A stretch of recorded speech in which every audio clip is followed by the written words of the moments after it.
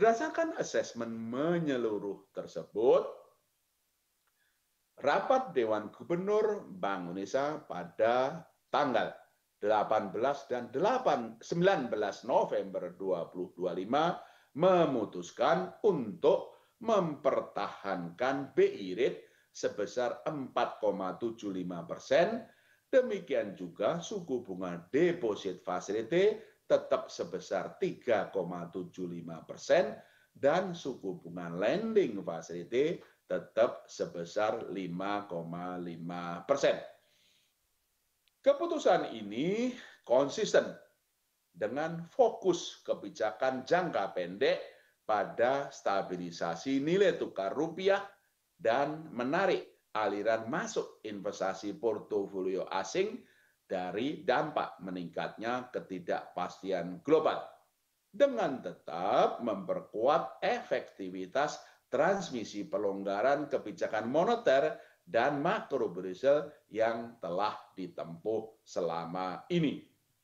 Kedepan, Bank Indonesia akan terus mencermati ruang penurunan suku bunga BI rate lebih lanjut dengan perkiraan inflasi 2025 dan 2026 yang terkendali dalam sasaran 2,5 plus minus 1%, serta perlunya untuk turut mendorong pertumbuhan ekonomi yang lebih tinggi.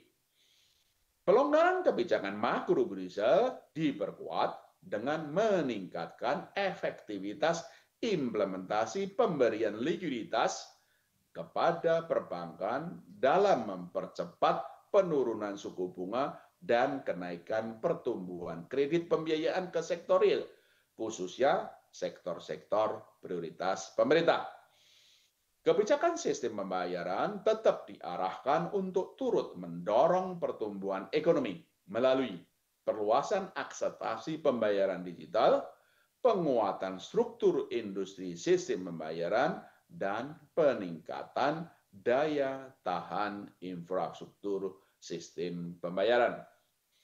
Arah bauran kebijakan moneter, makrobudensial, dan sistem pembayaran untuk mempertahankan stabilitas dan turut mendorong pertumbuhan ekonomi yang berkelanjutan tersebut didukung dengan langkah-langkah kebijakan sebagai berikut.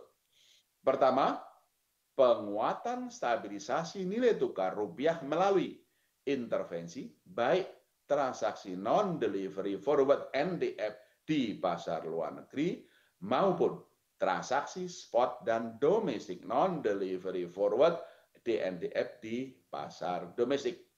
Strategi ini disertai dengan pembelian surat berharga negara di pasar sekunder. Kedua, penguatan strategi operasi moneter pro market dalam mendukung stabilisasi nilai tukar rupiah dan memperkuat efektivitas transmisi kebijakan moneter dengan pertama, mengelola struktur suku bunga instrumen moneter dan swap falas untuk menjaga daya tarik aliran masuk portofolio asing ke aset keuangan domestik. Kedua, menerbitkan sekuritas rupiah Bank Indonesia (SRBI) dan membeli SBN di pasar sekunder secara terukur untuk mengelola kecukupan likuiditas di pasar uang dan perbankan.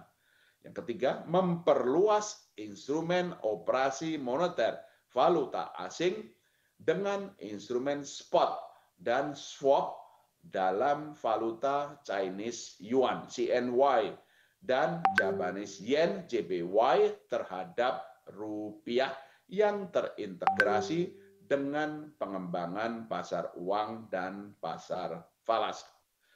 Langkah ketiga dalam bauran kebijakan Bank Indonesia yaitu mempercepat pendalaman pasar uang dan pasar valuta asing dalam memperkuat efektivitas transmisi kebijakan moneter dan mendukung pembiayaan perekonomian dengan satu, memperkuat efektivitas penerbitan BI FRN floating rate note dan pengembangan overnight index swap OIS tenor di atas overnight untuk membentuk struktur suku bunga yang efisien di pasar uang.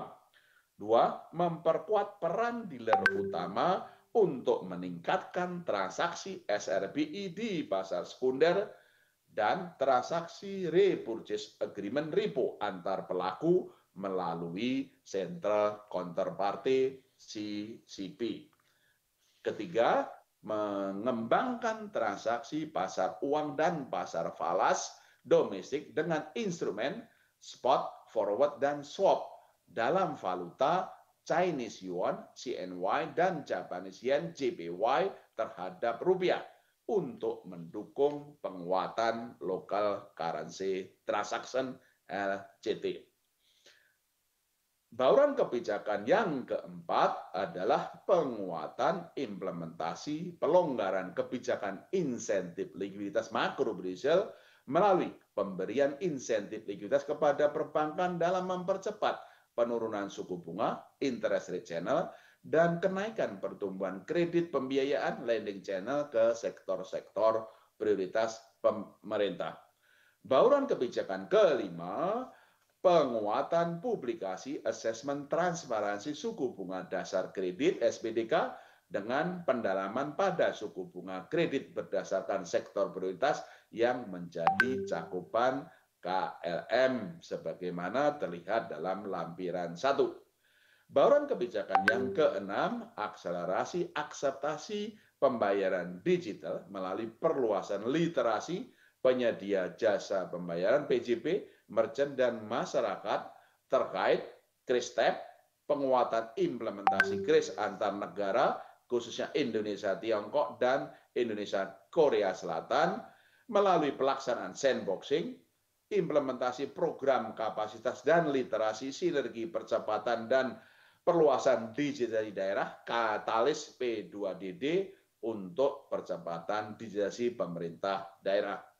Bauran kebijakan yang ketujuh, penataan struktur industri sistem pembayaran melalui reformasi pengaturan untuk memperkuat aspek manajemen risiko dan infrastruktur teknologi dalam penyelenggaraan sistem pembayaran.